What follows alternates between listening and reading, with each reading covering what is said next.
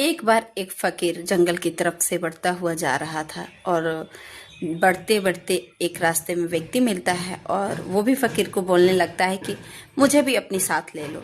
फिर फकीर उसे भी अपने साथ ले लेते हैं, पर फकीर के पास 3 रोटियां रहती हैं। 3 रोटी से एक रोटी फकीर ने खुद खाई, एक रोटी उसे दे दी और एक रोटी रहने दिया। लेकिन वो साथ में जो व्यक्ति आया था वो लालची था, उसने वो तीसरी रोटी भी खा ली। जब फकीर आते हैं हाथ धो के पानी पी के तालाब से, तब पूछते हैं कि तीसरी रोटी कहाँ गई। फकीर बोलता है, फकीर के साथ जो आदमी खड़ा रहता है, साथ में चल रहा होता है, वो बोलता है कि आपने तो 2 ही रोटी लाई, एक एक हम लोग खाए। फिर भी वो फकीर से पूछते, फकीर जो है वो पूछते हैं उस इंसान से कि तुमने तीसरी रोटी खाई। वो इनकार कर जाता है। फिर रास्ते में साथ चलते चलते एक हिरन का झुंड मिलता है, उनसे फकीर खाना प्राप्त कर लेते हैं और फिर उन्हें जीवन प्रदान कर देते हैं। और ये देख करके वो व्यक्ति जो है बहुत प्रभावित होता है और कहता है कि मैं तो आप ही के साथ रहूँगा। फिर फकीर बाबा उसे बिना नाव के नदी पार करा देते हैं और भी उसकी मनोकामना बढ़ जाती है।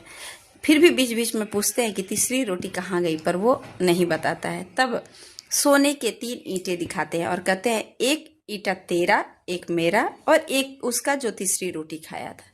तो तुरंत वो इंसान बदल करके बोलता है तीसरी रोटी तो मैंने ही खाया था। फिर फकीर ने कहा कि ठीक है, तीनों तुम ईंटें सोने के तुम ही रखो, मुझे इसकी आवश्यकता नहीं है। और फकीर वहां से आगे बढ़ जाते हैं।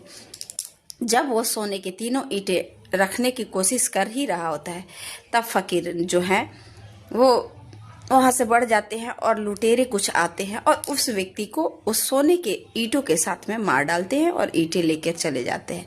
मतलब ये है कि रोटी के वक्त उसने अपनी जो ईमानदारी थी उसने नहीं दिखाई, लेकिन सोना को देखते ही ईमानदारी इसलिए दिखाई क्योंकि वो अपने और अपने अपनों के साथ खुश रहना चाहता था।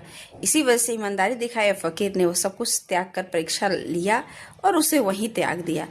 त्याग का प्रभाव आप सबने इस कहानी में सुना। तो आपने इस कहानी से क्या शिक्षा प्राप्त की, कमेंट बॉक्स में जरूर से बताएं। जय श्री कृष्णा, राधे राधे।